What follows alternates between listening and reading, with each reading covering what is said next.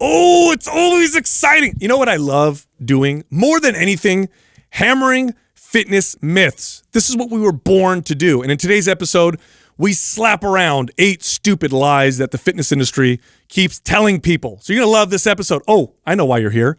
You want a free program, don't you? You greedy listeners. All right, we'll give you another free program. Here's the giveaway. MAPS Aesthetic. Free access to MAPS Aesthetic. All you got to do is leave a comment in the first 24 hours that we drop this episode so that we rank higher on YouTube. That's the whole reason why we do this. If we pick your comment, we'll notify you, and then you get free access to MAPS Aesthetic. But you also have to subscribe to this channel, click on notifications. One more thing before we start the episode. MAPS Strong and MAPS Powerlift, 2 great strength building programs, 50% off. Go sign up at mapsfitnessproducts.com. Just use the code August Special with no space for that discount. All right, here comes the show. Hey, I think it's time. Every once in a while we do these episodes, and I think we need to do another stupid, crazy, dumb fitness myths episode because we can't keep up. The myths just keep coming. Yeah. And it's hard to keep overcoming them unless we do these episodes every 3 we just have to keep all these things in check. Yes. Is what I feel. Yeah, it's I tell you what, man, one of the reasons we've said this before, but one of the reasons why we started the podcast in the first place when we all met was we all agreed that the fitness industry probably of all the industries is one of the worst. Yeah. Riddled with shenanigans. Terrible information and myths that not only are false, but also damaging, actually produce the opposite effect of what people are looking for. It's like politics. You just got to follow the money. Yeah. You know what I'm saying? Wow, that's simple. true. It really is. Like a lot of the myths that are in the space, not all, but most of the myths are tied back to some sort of product.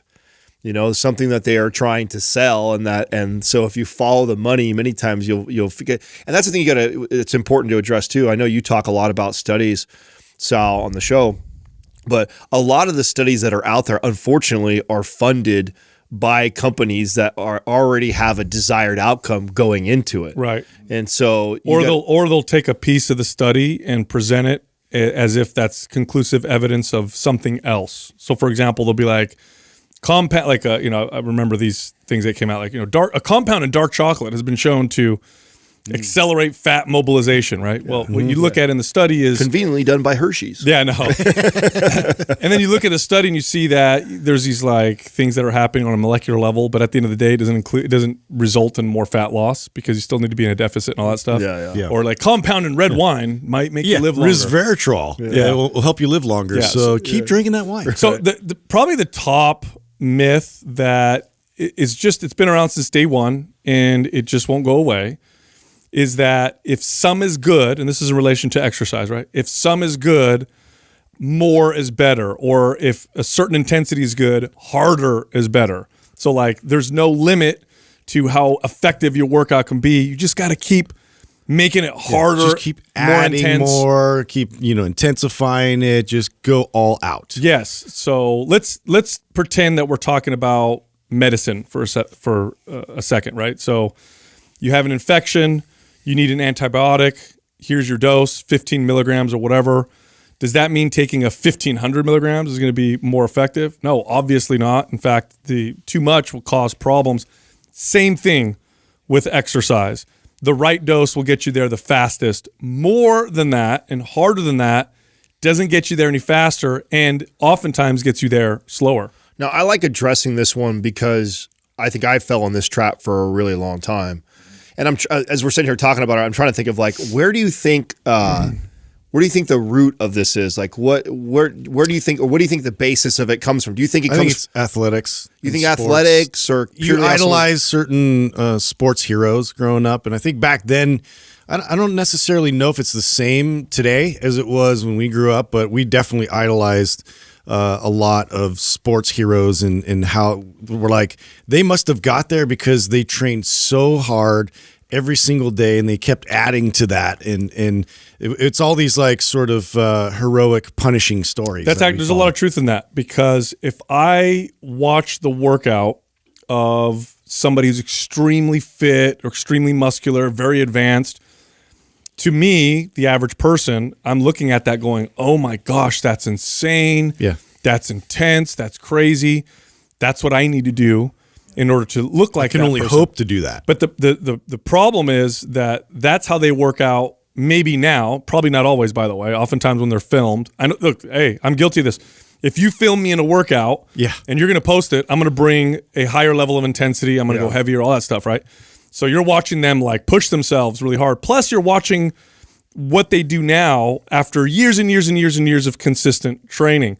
Had they trained like that at the beginning, same thing would have happened to them. That's going to happen to you. Well, not to mention, athletes have a different goal in mind than the average, fitness consumer, right? The average person who is watching these athletes and how they train are more than likely here to lose body fat or to build muscle.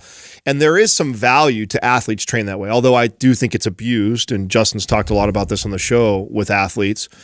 There's more value to an athlete training too hard or stretching intensity because it has more application to the game. Psychologically. The psychological benefits of pushing the body beyond carries over into sport more than it does to Susie, who wants to lose 35 pounds, or little Mikey that wants to add 10 pounds of muscle. Those people, that has very little value. In fact, it's probably detrimental to their pursuit of their goals. But somebody who is an athlete who isn't looking so much to add a bunch of muscle or burn a bunch of body fat, and they want to bring a new level of intensity to the game, that has a little bit more carryover. They need that mental fortitude. They need that toughness aspect too, to be able to compete against other people that are pursuing the same thing. So it's apples and oranges in terms of like your average person just trying to gain muscle and be healthy. Yeah, think of it this way. This really helps a lot. If you understand that exercise and workouts, all they are is a stimulus for adaptation. Okay, so let's use another word. It's a stress on the body. And the way that the body adapts to all stress, any stress that you place on your body, what your body attempts to do is become more resilient to that stress so that the same insult next time doesn't cause problems, right? So that's all it is. That's all it is. You're just setting something in motion that tells your body we need to adapt to the stress. Now let's look at other forms of adaptation in the body. Let's look at your skin's ability to tan. I like this one because a lot of people can relate to this one. When I go out to the sun and expose my skin to the UV rays, my body perceives it as a potential stress. And what's my adaptation? My skin darkens. Darker skin is more resilient to the sun. So if I go out in the sun, I haven't been out there in a while, maybe 10 minutes is the most I could tolerate. Beyond that, I start to get a sunburn. But if I go out every single day for 10 minutes, eventually I can handle 15 minutes, 20 minutes, 30 minutes, and so on as my body starts to adapt and my skin starts to get darker. What happens if I apply too much sunlight right out the gates? I don't get a suntan. I get a sunburn. And I actually reduce my body's ability or stop my body's ability to even tan because now my body's just inflamed and has damage. So using that example, when you go out to exercise and work out, if you surpass your body's ability to even adapt, all you're doing is creating damage. And all your body's concerned with is healing. Healing is not the same as adaptation. So you have to understand that. This is why I could take a deconditioned person who never works out and do one set of body weight squats, and they'll get stronger the next time they work out. Just one set of body weight squats. Is that going to do anything for me? No, it's not going to do anything for me at all. But to the deconditioned individual, it will. Now, what if I took that person and I had them do my workout? Are they going to get stronger faster? The opposite's going to happen. I'm going to cause too much damage, too much inflammation, too many problems, and then their body's just healing, and they won't even get stronger. The body can't even think about getting stronger because all it's trying to do is heal. So more and harder is not better. The right dose is what's best. So athletic training has definitely been something I agree that has contributed to it, but I don't know if it's the root cause or it's definitely not the only thing either, because I think another problem that makes people think this way too is the law of thermodynamics. We know that we've been touting that in the fitness space for so many years, and so a lot of people go, okay, calories in versus calories out. Just keep burning calories. So if Calorie I push burn's harder, huge. I am going to burn more calories. If I burn more calories, I should potentially burn more fat. Correct? Yeah. So I think that is also part of the problem. Is it's looked at as something is that simple because that's a law. That's something that everybody in the fitness space has been touting for so many years. Then it seems like, oh, that makes the most sense. If I just do more and work harder, I'm gonna burn more calories. Burning more calories is supposed to help me burn fat. No, right? burning calories through movement is a terrible approach to fat loss. Your body very quickly adapts to the calories that you burn during movement. And we'll talk about this in a later myth, but there's a study that I actually quote in the Resistance Training Revolution, and there's other studies that support this. So the one that I always bring up is the one that shows the modern hunter-gatherer tribe, the Hadza tribe of northern Tanzania, and they live the way that we lived thousands of years ago, and they're way more active than the average American or Western couch potato. Way more active. They don't have electronics. They live in huts. They hunt. The way they hunt is they throw a spear at something, they wound it, they chase it forever until it gets exhausted and then it dies or collapses and they kill it. Super active. Scientists went down and studied them. Very sophisticated testing, by the way, to see what their metabolisms were burning every day. What are these people burning every day? It must be crazy. What they found was they burned generally the same amount of calories as the average Westerner. Why? Because it makes no sense for our bodies to burn 15,000 calories a day when we're really active, when we evolved in environments where food was very hard to come by. So moving a lot is a terrible way. Now, there's benefits to moving, so I want to make sure that people understand it's healthy to move, but trying to burn calories through movement, it's a terrible approach. Rather, what you want to do is teach your body to burn more calories, which we'll get into on its own, which we'll get into a little bit later. This next one, actually, this was an issue before, but it wasn't really a big issue. I saw bodybuilders tout this. I'm starting to see this now become a little bit more mainstream. I'm seeing it more on social media. And this is the myth that cutting your reps short or not locking out, like don't lock your elbows out on a shoulder press or a bench press, or don't straighten your knees out on a squat because you want to keep tension on the muscle. And when you lock out, you lose tension. This is totally false. It's a cheap way of keeping tension on the muscle, but the best way to keep tension on the muscle is to go through a full range of motion. And at the top of a movement, don't rest the weight on the joint, but rather maintain internal tension yourself. So that way you could train the muscle through a full range of motion. I mean, that's the key to this point right here is what you just said, because I fell in this trap also. So for many years in the beginning of training for me, I was the time under tension guy. I trained with a bunch of bodybuilder guys that taught me this method of training, and that was exactly how we would explain it to other people that we were teaching. That, listen, you don't want to lock the joints out because then you're at rest. And the whole idea is to have time under tension. Yeah. The more that the muscle's under tension, the more stimulus we're going to get, the more it's going to grow, and the more we're going to break down. And so, don't ever want to lock out, don't ever want to give that muscle any sort of rest. And so we shortened up all these reps. We would never go to full range of motion in fear of giving the muscle rest. And the truth is, you can get full range of motion, full extension in an exercise with still keeping tension on the muscle. I didn't understand that when I first started in training, and so I fell in this trap of coaching and teaching this way. Yeah, I cringe at this being from a more functional kind of background and just knowing how the body then starts to prune these movements off and not locking out, we're starting to teach our body certain patterns and habits that it's going to reprioritize to where that's going to be a difficulty that you're going to have to overcome later on when you do have to extend your joints all the way out. So if we're not training that way, our body is going to reprioritize the way that it expresses the movement. No, where I noticed this the most, like where it hurt me, was the overhead press. Yeah. Yes. So I did the whole come down to 90 degrees, this was like my shoulder press for so many years, and I could not get full extension all the way up over my head. It took me a long time to back out of that because I had shortened that range of motion up so much. And so for me, that was one of the exercises. I mean, there was many exercises that we shortened up, but when I think of like which one hurt me the most, when I look at how long I had to go to fix that issue, it took me a long time to be able to address the shoulder mobility because I was you've brought shortening that this range up of motion. before. I've had models come in and trying to get them to perform certain movements, and just like, and they're young guys coming in that cannot extend their arm all the way up, and that's just a normal functional movement pattern that everybody should be able to do. And if you're not capable of doing that, that should be a sign to you that that there's a problem here. Yeah, to put it plainly, the range of motion that you train is where you'll get a majority of your strength. Okay, so if it's 10 inches, that's your range of motion.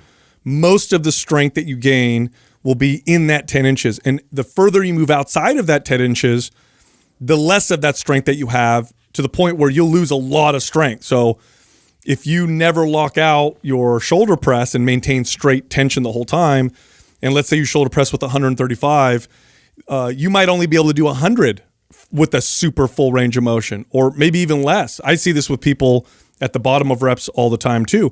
What does that mean for you? Well, besides the loss of functionality, which I think is important, by the way, I don't know why people discredit that because it's all about looking good. Like, that's great, but if you could look the same, even if this didn't build more muscle and make you look better, if you could look the same but have better function, obviously it's better. Why not have both? It's crazy to me. Yes, but I'll argue that it builds more muscle anyway, because, and this, all studies show this, fuller ranges of motion tend to build more muscle than shorter ranges of motion. And this always applies. So locking out, but maintain tension. So I can straighten my arms out, and I could definitely figure out a way to like let it rest on the joint in the elbow and kind of balance it. That's not what we're talking about. I'm talking about maintaining tension the entire time. Same thing with the top of the squat or the top of a bench press or any other lift. So full range of motion, maintain tension yourself. All right, this next one, boy, this one was an old myth. I believed it early on. I actually believed it for a long time. And that is that high reps are great for getting lean and low reps are great for building size. Now, here's the truth. High reps, low reps, moderate reps, they all build muscle. They all do the exact same thing. They all build muscle. And the one that's going to burn the most body fat is the one that's going to build the most muscle in you, because that's what results in a faster metabolism, which we've talked about many times on the show, is the most effective way to get lean. Now, where's this myth come from? The myth comes from the fact that 20 reps of squats will burn more calories than 10 reps of squats. And this is somewhat true, but the calories burned in your workout is such a small piece of the formula that I really think it's a complete waste of time to look at that, because again, the body adapts and whatnot. And especially if you're always doing high reps and your body stops responding to it, well, now you've lost the main benefit of these repetitions, which was to build muscle. I blame jazzercise. You ready? Now find that beat. There it is. Oh, yeah. That's good. Ho! Now contract, release, contract, release, contract, release. There you go. Smiling, smiling, smiling. Now to the pelvis. Front, back, push. That's who I blame. There's this sort of weird thought process too, that like you watch all these infomercials and you watch a lot of these at-home workout programs from like the 80s and the 90s, and everything was trying to promote tone, muscle tone, and so even not just women but also men would watch that and be like, okay, but that's how women train. And so that's almost something that psychologically was imprinted, even on myself, that if I did like in excess of reps, honestly, I'm just training for tone. And I'm like, no, I want to get jacked. I don't blame that. I actually blame really good 6 to 8 week studies. I mean, that's where this really comes from, is that, and there's research to show what rep range is the best for building muscle. Mm-hmm. And because of that's not the full story, that's where everybody goes wrong, because we know that 8 to 12 reps is the best for hypertrophy. In a 6 to 8 week study, we know that if we compared all the rep ranges, that training in that 8 to 12 rep range is the best for building muscle. But that doesn't tell the whole story, because that same person who trains in 8 to 12 reps all the time because their goal is to build muscle, now if they were doing, and they've been doing that for years, them simply switching to high reps will actually end up building more muscle in their body. So a lot of this, I think, comes from the research and studies that would support these claims, because that's where I got that from. I remember reading that and going 8 to 12 reps was like the standard. My goal is to build muscle. It's not to tone or to burn more calories. I want to build as much muscle as possible. Look at what this great study is saying. It's saying that if I stay in this rep range, this is the superior rep range for building muscle. Okay, so I stayed there forever. So that's where these studies, they don't tell the full story. And if you don't understand how the body adapts, then you think that, oh, this is what I'm supposed to be doing. Yeah. Now, here's the value of high reps or low reps or moderate reps, right? Part of the value is when your body's not used to it, when you switch to that new rep range, you get this new stimulus and you tend to trigger the body to start to improve again. So if you always train at 5 reps and you've done it for 6 months and then you move to 10 or 12 reps, you will notice that you'll build more muscle and get, some new results. So that's one part of the benefit. Here's the other part of the benefit. And this is where I think people need to really start to pay attention. There are psychological benefits to training in low rep and high rep. Now, I personally, if I'm dieting and I'm in a calorie deficit and I'm trying to get leaner, you will typically see me do higher reps. Now, it's not because higher reps get me leaner faster than lower reps. It's purely because when I cut my calories at this stage of my life in training, I've been working out for a long time. When I cut my calories, I inevitably will start to lose some strength. It's just going to happen. I'm not going to have as heavy as a squat as I did when my calories were really high. My bench press is going to go down. Psychologically, that can mess with me. And I know this. So I know if I'm cutting and I'm squatting in the 5 rep range and I'm dropping 15 pounds off the bar, it starts to mess with my head. And then before you know it, I'm going to have higher calories because I don't want to see the weight go down. So what do? I go higher reps, which means I have to lower the weight anyway. And it kind of tricks me into being okay with going lighter because I'm doing higher reps anyway. That's what I like to do with the high rep, low rep type of thing. But other than that, all reps, all resistance training should be geared to building muscle. Even if you don't build any muscle, at the very least, the one that's going to build the most muscle in you is the one that's going to preserve the most muscle when you're trying to diet and cut down. And that goes for even somebody who their main goal is to lose body fat. Absolutely. So even if your main goal is, I just want to lose body fat, it's just as important to you, to that person, that they don't stay in that 15 to 20 rep range either, because same thing is going to apply. After about 6 weeks, body's going to get very efficient at it and adapted to that. And actually, one of the best things to stimulate more muscle growth, more fat burning, would be to transition out of that high rep range into a low rep range. And so the key is to be constantly kind of moving through these. And then the other mistake I see with this is the people that, kind of grasp that, you should have different rep ranges. And then every workout includes kind of everything. And they don't realize that what ends up happening is you fall into similar patterns and behaviors, and the body gets really used to training that way. This is why I like to do blocks, where it's like, I'm for the next 4 to 6 weeks, I'm training in this rep range. All exercises are going to fall in this rep range, and then I will strategically move out of that rep range into another one 4 to 6 weeks later, and then be constantly moving. I 100% agree, and one of the main benefits of that personally is there's a mental state and there's a way you go into a workout and look for the way it feels and how you control the weight when you're going heavy versus when you're going light. When I'm going heavy, there's a different control, there's a different tension, there's a different tempo, different mentality. When I'm going light, it's all very different. And it's easier for me, and I see this with my clients as well, it's better when we stay in that mental state for 3 or 4 weeks versus Monday is high reps, Tuesday is lower reps, and we're mixing it up all over the place.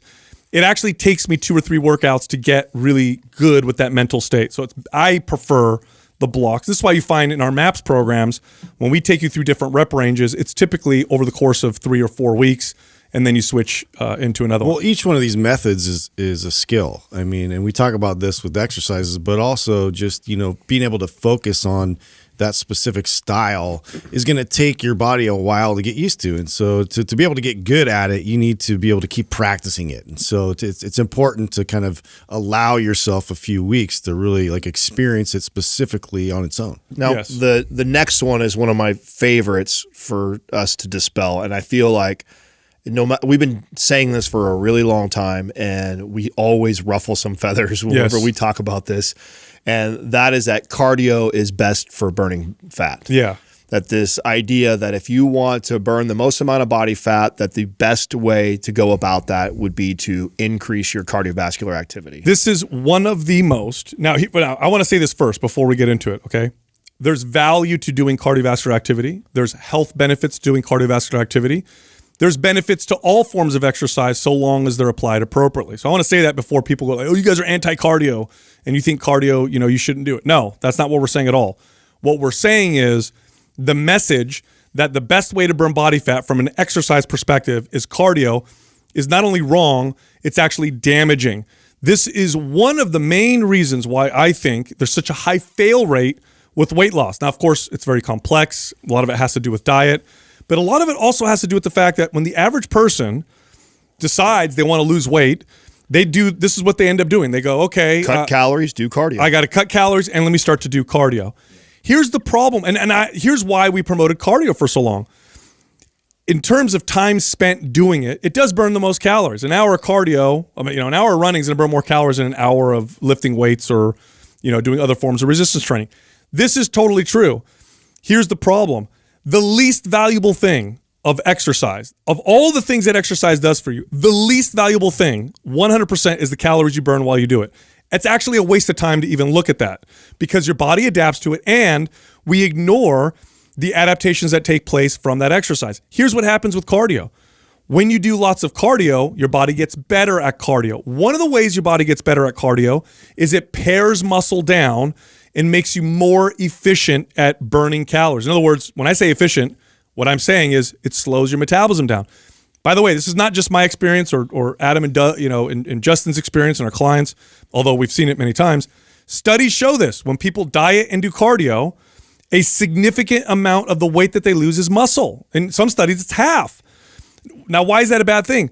Well, because now you're smaller, same general body fat percentage as you were before. So you're a smaller, same flabbiness version of yourself before, but now you have a slower metabolism. So what does this look like in the long run? Well, initially you do your cardio and your diet and you lose 10 pounds and then you plateau. What the hell's going on? Why isn't my body losing any more weight? I know I got to do more cardio and I got to cut my calories even more. Then I lose another 5 pounds. Then I plateau again and I repeat the cycle. At the end of this formula, at the end of this road, you're now eating way less than you did before, doing tons of activity, and just to maintain where you're at, you got to maintain this unsustainable exercise and diet. Now, on the flip side, if you lift weights, you're not burning a lot of calories while you lift the weights, but who cares? What lifting weights does, or what resistance training does, because you can use body weight or bands too, is it builds muscle, which directly speeds up your metabolism. And I've seen this many times with clients. They lose weight at the end of the weight loss journey. They actually have a faster metabolism than they started with. So imagine you're eating more at the end of your weight loss journey to maintain your new lean body. That's a sustainable approach. Yeah, and I think this is still out there because it's super misleading because your body does shrink. Yes. You do see substantial difference when you apply this method, but like you said, inevitably you're going to hit this plateau. Your body isn't stronger.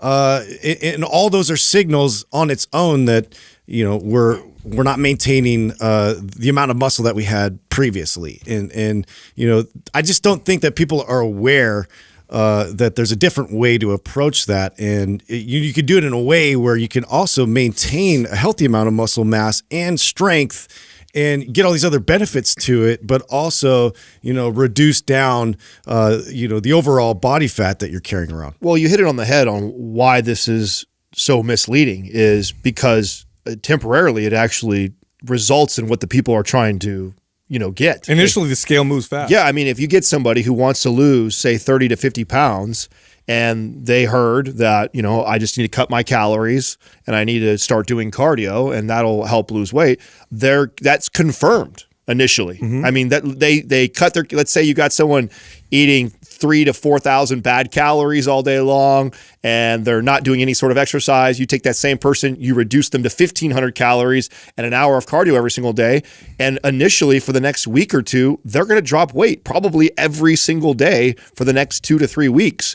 But what it doesn't do is it doesn't tell the whole story, because what are you telling the body by eating less calories and creating more activity and more movement? Is, to your point, Sal, you're telling the body to become very efficient at how little you're going to feed it and how much you're going to ask of it to do. Right. And so then it goes, okay, then the result of that is slow the metabolism down as slow as we possibly can, because your body's going, oh shit, I don't know when this person's going to feed me again. So I've got to figure out how to maintain all this new activity off of 1,500 calories. And then the inevitable happens, a plateau, and that person doubles down on that theory and goes, okay, well then I got to cut my calories even more and then create even more activity. And then and I think you're exactly right, Sal. This is the main reason why we have such a problem with, and we don't have a problem with losing weight. We have a problem with keeping it off. People lose weight every day, every year, and it's consistently happening.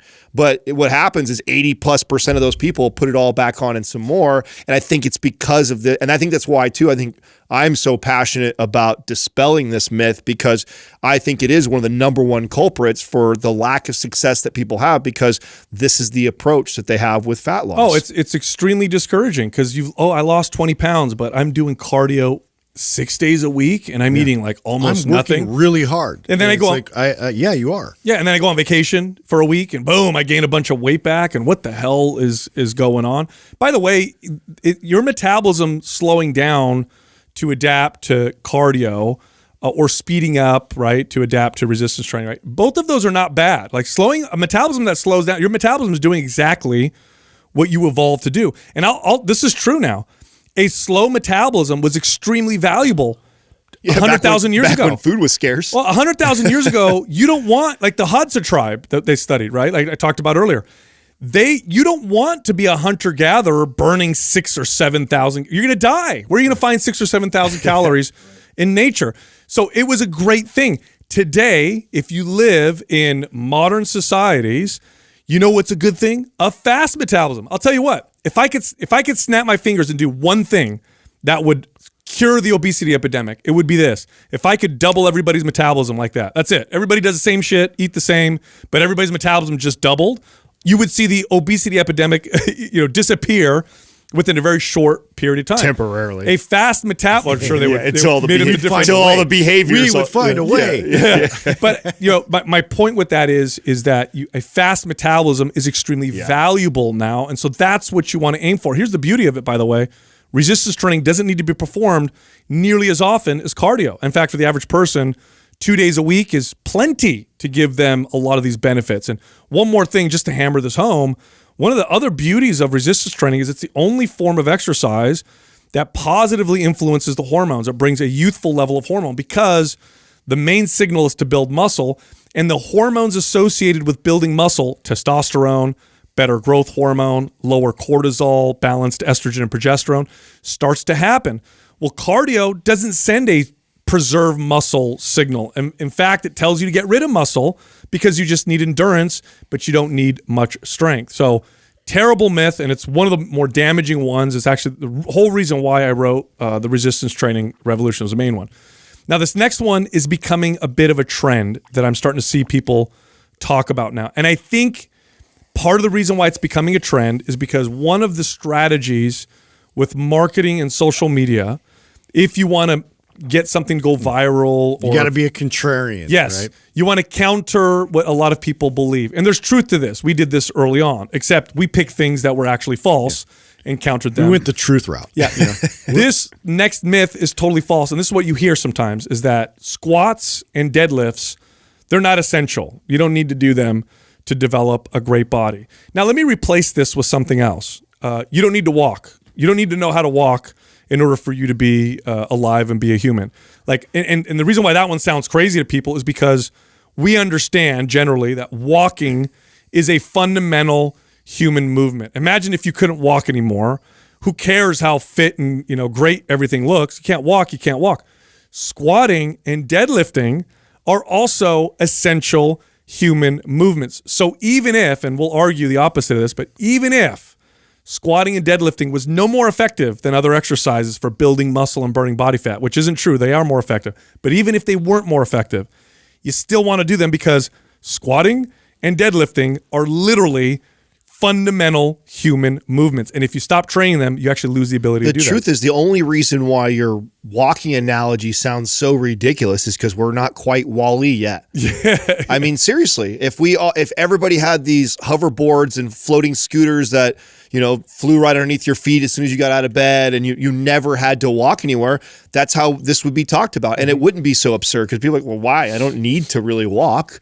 And that's what's happened with squatting and deadlifting is because we've evolved with tools so much, it's not necessarily that it is essential. You don't technically have to squat and deadlift for the rest of it. You could get away with it. Just like soon here, we'll probably be able to get away with never having to walk if you don't want to. But the idea that we've accepted that we can no longer get down beyond 90 degrees because we attribute that to just getting older. It's like, no, we've lost that ability because we stopped doing it, which is why I can't stand people in the fitness space that promote this message. And they do it for what you guys said, is just to be contrarian, just to be able to get clicks because we know that squatting and deadlifting is so valuable. So, you know what I'm going to do is I'm going to take the opposite approach and tell people that, look at this exercise, you could do a hack squat and it stimulates the same muscles and arguably is easier and safer than someone doing a back squat. Therefore, this isn't necessary. It's like, that's terrible. That's regardless if it's true, regardless if you could technically build just as much muscle with a hack squat as you can a back squat, even if you want to go down that rabbit hole and make that case and I concede and say, okay, you're right, it's still a terrible message to tell people that we should just give up being able to do these movements that are fundamental. Well, and I somewhat blame coaches too, because the thought process a lot of times when certain things are a bit more challenging than others, like squatting and deadlift is hard. It's a hard skill to learn. It's something that, it requires some discipline. It requires some education, but it's so incredibly valuable. And it's something that, should be something to aspire to get better at and to keep practicing and keep, part of the programming. Whereas, it's a lot easier to, avoid those and still be able to kind of get a good muscle workout and kind of like weave around the ways of being able to, try to teach incredibly difficult types of exercises. But, my thought process with that is we're avoiding some of the most effective things in the gym that you could be doing. Yeah. And here's the thing. We constantly do this as humans is we constantly ignore and discredit our nature. So what do I mean by that? Okay. Humans are, I'll use a different example. Humans are incredibly social animals, the most social animals that we know about. So what did we just experience with lockdowns and people were isolated, right? We don't need to be around each other. I don't need to see you guys. I can order everything online. I can order all my food online. I can work from home. But what did we all experience? Depression, anxiety, mental health went down. Why? Because we are supposed to be around each other, right? Okay, humans are supposed to squat and deadlift. They're fundamental human movements. If you stop doing them, there are downstream effects that you can't predict. Namely, you start to reduce your health. You start to lose quality of life. And does that affect your ability to build muscle and look good? Yeah, it definitely does. But because they're fundamental, when you stop doing them, you actually take a piece of your humanity literally away, just like if you stopped walking. So they're not just effective exercises at making you look good, which they are. They're some of the most effective.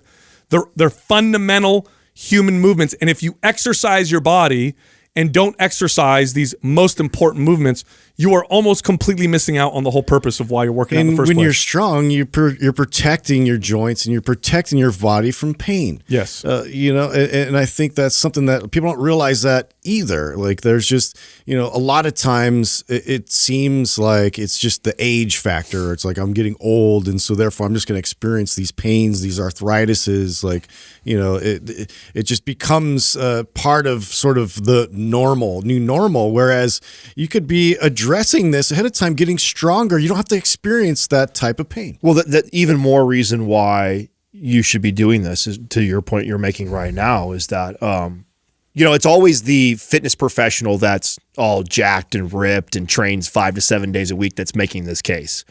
And I think the problem I have most with it is because I think about the average person.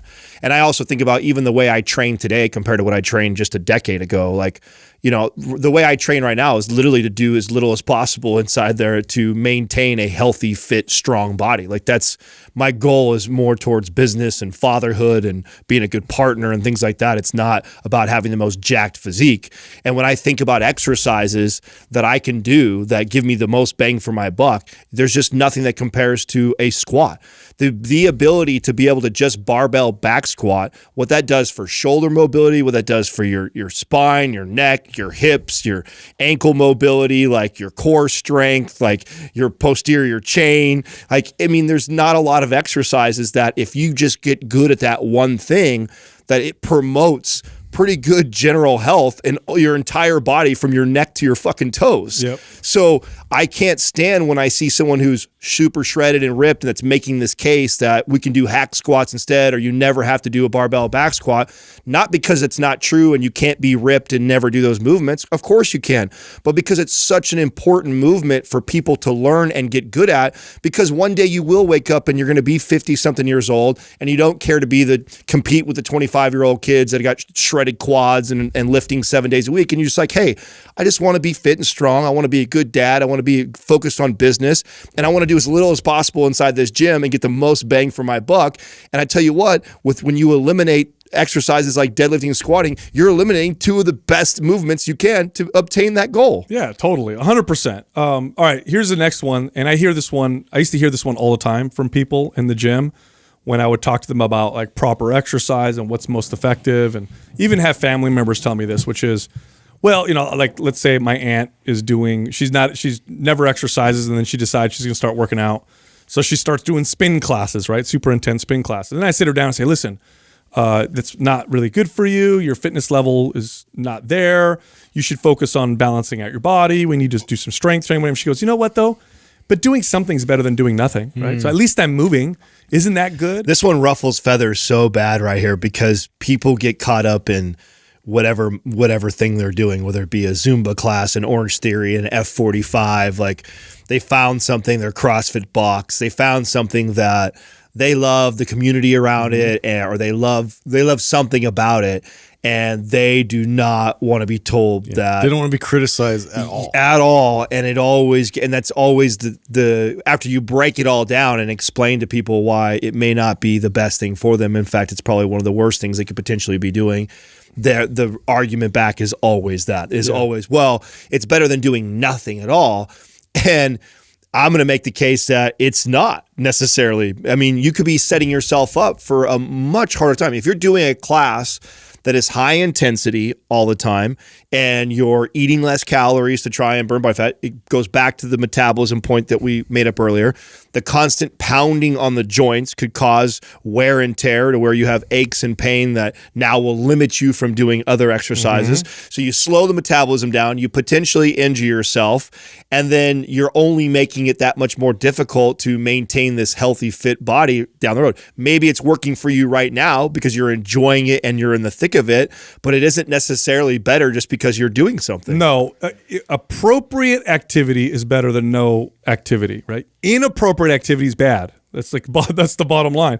If you work out wrong, too hard, or in a way that's inappropriate for your body, you are not only not helping yourself out, you're causing damage and you're causing problems, and it hurts you in the long run. So it's not better to do something versus nothing if that something is hurting you and causing problems down the line. And I'll argue this is one of the reasons. By the way, if you were to poll most people, have you ever exercised before?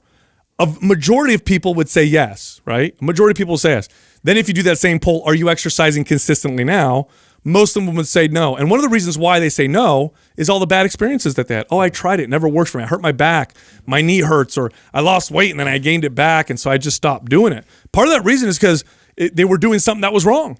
They were doing something that was wrong, and it ruins them for the future. And it's hard, once someone goes through 3 or 4 or 5 cycles of losing and gaining weight or trying and it doesn't work, at some point you're like, screw it. I've tried that 5 times. Or they connect their positive results to all that hard activity I've heard this before. Like, I got a client who is, put on 10 to 15 pounds, but from when they were doing their crazy class 5 to 7 days a week, and they will look at me and they'll be like, honestly, Adam, I'd rather be 10 pounds fatter and not having to freaking hammer myself in that class every day for an hour and stuff like that. And so it distorts their image of what is necessary to be healthy. Totally. They think that, in order for me to be 10 or 15 pounds lighter or in that shape I was before, I got to be taking this super high intensity class and hammering it out an hour for 5 days a week. And quite frankly, Adam, I'm now at an age where I don't give a shit that much, so I don't want to do it. So then they just dismiss all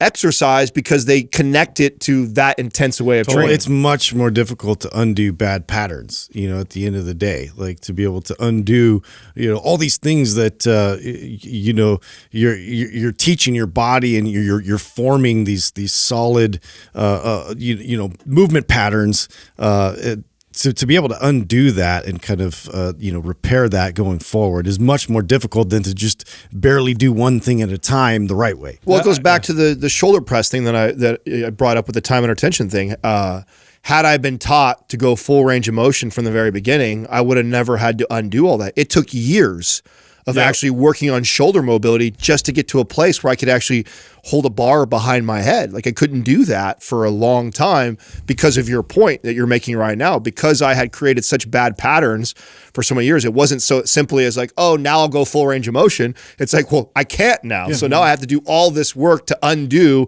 all that bad shit I did, which is what you get with some of these high intensity type of classes, is you've got somebody with poor posture doing repetitive movements at high intensity for weeks and months and years at a time.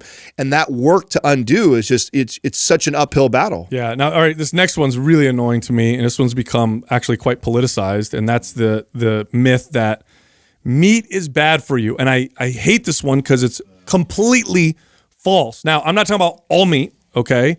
Processed meats and meat snacks can sometimes definitely be bad for you. Hot dogs, probably not as good for you as a piece of just steak, or ground beef or something like that. But here's the truth, okay? Meat is one of the most nutrient-dense forms of food you'll find on the planet. In fact, if you were on a game show where you had to be stranded on an island with one food for a year, and if you could survive, you would make $1 billion, the one form of food that you should pick is meat. Literally. There's no other single food that will provide you with almost every single nutrient that your body needs. Meat does this. It's very nutrient dense. It contains essential nutrients. It's a phenomenal source, of course, of high quality protein. The fats in meats are not bad. Like they say, for most people, they're actually quite fine. What's bad for you is overeating. What's bad for you are heavily processed foods.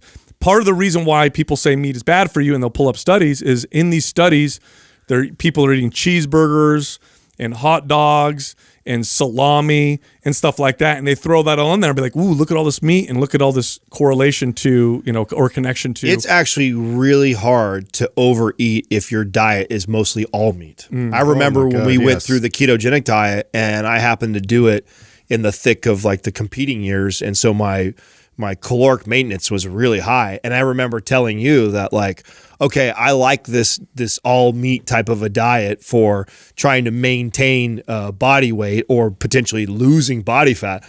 But God, to try and gain or eat enough calories when you're eating primarily meat is just incredibly difficult. So I think a lot of this, though, I feel like it's been politicized. 100%. I mean, I really don't. I think it has protein and fat is essential. Yeah. So, and I feel like the messaging that's been negative around meat has been more about the environment and moving in that direction than it really is about, is meat nutritious or not? It's also marketers, because you can't patent steak, right? I can't patent a piece of steak or some ground beef or chicken breast or chicken thigh, but I can patent a plant-based alternative, right? I can patent fake hamburger meat. It tastes just like hamburger meat, but it's all plant-based. hydrogenated oils. Yeah, it's plant-based, and therefore it's better for you. But I can patent it because I created it myself as a product. So this is one of the main drivers of all of this. Follow the money. Follow the money. So one of the main reasons why you hear this is, look, I can patent a meat product too. I could take meat and turn it into like a piece of salami or some sort or whatever. But you don't see patented steak or ground. And so what does that mean? That means the price gets low. It's very competitive. People don't have protection against competition, right? If there's a farmer over here making good steak and I'm over here producing good steak, well then, the better product and with the better price is probably going to win out. But if I make a fake meat patty, I patent it. Nobody else can create it. And if I make it taste like meat, by the way, you ever find this interesting? You never find meat-based products that copy plant. Like you don't find, you don't find it. You don't find like, hey, it looks just like This a carrot. carrot tastes like bacon. And it tastes just like a carrot, but it's made with ground beef, but it tastes just like a carrot. I would never sell, right? Yeah. There's a reason why this is like a something that we kind of desire, because it's essential. Again, I'll give you another example. If you go to hunter-gatherers, modern hunter-gatherers today, and you would take the meat out of their diet, they're dead. They're dead. They will not survive. Well, I was going to say, like, one of my favorite things to do, just go watch Naked and Afraid. Yeah, it's true. All you got to do, Yeah, or and Alone. if somebody on there, and there has been, that are just plant-based or vegetarian or vegan or whatever, and they do not last. There's no way. They're not getting the nutrients they need to keep their body going. Well, that's part of why this has been perpetuated, is because we have the luxury. yeah. It's a Yeah, luxury. we have this luxury to say that let's follow this type of any diet. I mean, because for You can get away for with most it of now. our Exactly. existence, you ate whatever you could get your hands on, and you would want to get your hands on the most nutrient dense foods as possible because it was all about survival. But we live in a different time now where we have all this luxury of food at every corner or delivered to your house, and so we can start to nitpick all the things like Yeah, this. and the truth is, I mean, you can eat a meatless diet today, but it does require more planning, and you have to be more careful. Nutrient deficiencies are higher, or the risk is much higher. You have to have much more of a blend of foods. But meat in a good diet, here's the other thing. The context has to be right? So if you study people who eat a lot of meat but also eat too many calories, you're going to see problems. But if somebody eats an appropriate amount of calories, everything else is healthy and they're active, and meat is a part of the diet, it's perfectly healthy. Meat is not bad for you. All right, this last one. This one's a new message that we're starting to hear and see, and it's really frustrating because it feels like gaslighting. And that's the health at every size message, that your obesity really doesn't, you can be just as healthy and be obese as somebody who's not obese, or at least you can be as healthy as you would be if you weren't obese. You just got to move and be active, and you're okay. Now, to defend this, I think it's important because I want to defend this a little bit, because I believe that the root of this message was intended for good originally. Like, I really believe that it's part of the anti-bullying movement and the health at every size type of movement comes from this, that we shouldn't judge other people, and you never know how healthy someone can be, even if they are 10 or 15 pounds, It overweight. started about loving yourself. Right? Yeah. And I think that we promote that message about taking care of yourself as like if you were to take care of a loved one, right? So I think that the root of this message and the core of it is actually good, but I think it's been hijacked and it's been marketed and turned Weaponized. for clickbait reasons. You talked about to be contrarian. Nothing is going to freak out the health and fitness community than putting an obese person on the cover of Shape magazine That and says, saying "This is healthy." This is healthy. Like, talk about getting magazines to sell, creating controversy, getting people to talk about it.